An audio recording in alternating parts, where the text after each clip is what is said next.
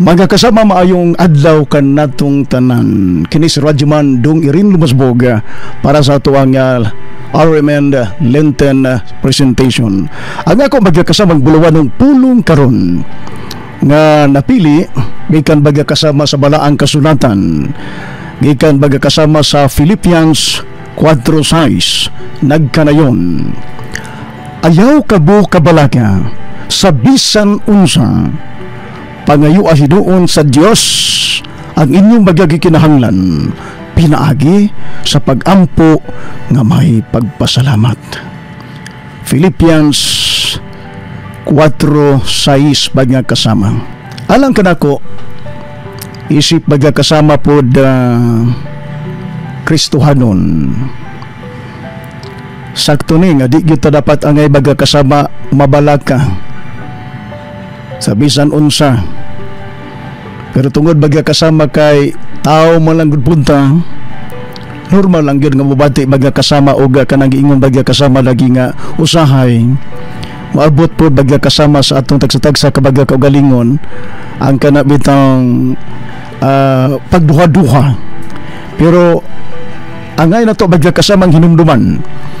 Kining giingon bagya kasama sa Philippians 4:6 nga dili day ta bagya kasama angay mabalaga sa bisan unsa, kay naa bagya kasama di ay ang labawong magagagahom nga muhatag bagya kasama sa tanang butang nga atong gikinahanglan.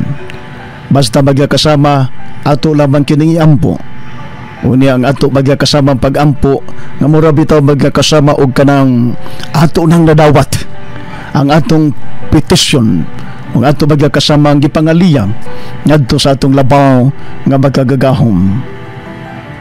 Kanabang kung kita bagya kasama mangayo sa labaw magagagahom, mura bagya sa diha nga kita nagaampo ang ato bagya kasamang gi-demand o atong gi-request o ato bagya kasamang gipangayo ngadto sa ato ang Ginoo, mura bang mga kasama o kanang naana ba ato nang naangkon sa atong tagsatagsa ka mga kaugalingon.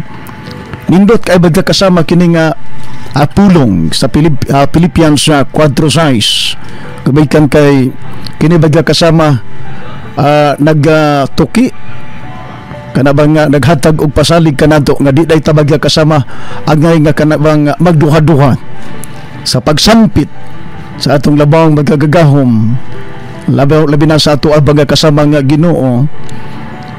Kumikan kay basta ang tanan bagya kasama atong ipaabot ngadto kaniya, ato bagya kasamang isalig ngadto kaniya ang kining tanan bagya kasama basta kinasing-kasing lamang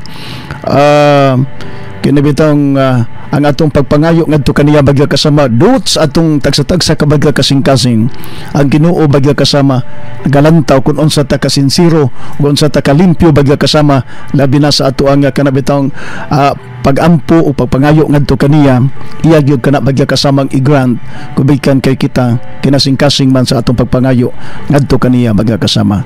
Busa usbunan ko ingon pa sa Philippians 4:6 dili gyud ta agay mabalaga sa bisan unsa kay libre ta bagya kasama nga mangayo ngadto kaniya.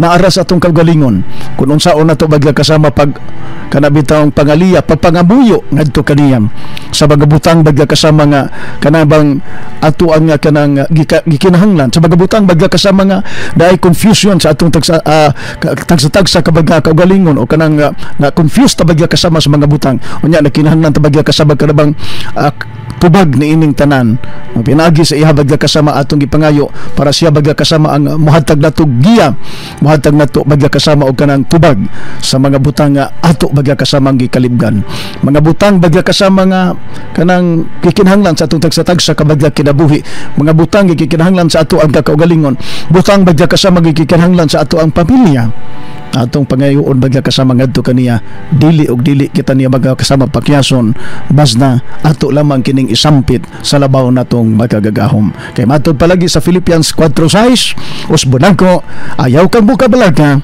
sa bisan unsa laliman mo na no bisan unsa bisan unsa bagya kasama, pangayo hinuon sa Dios ang inyo bagya gikinahanglan, pinaagi sa pag-ampo nga may pagpasalamat, matud pa sa Philippians 4:6. Bagya kasama, salamat kayo sa pagpatalingog ninyo. Mao katong akong unang bulawanong pulong nga gi-share na ko bagya kasama kaninyo karon diri sa DXDC RMN special Lenten presentation dinhi bagya kasama ang mahal nga adlaw. Kini sa Radyo Mandong rin Lubos Boga, mayong adlaw kanatong tanan.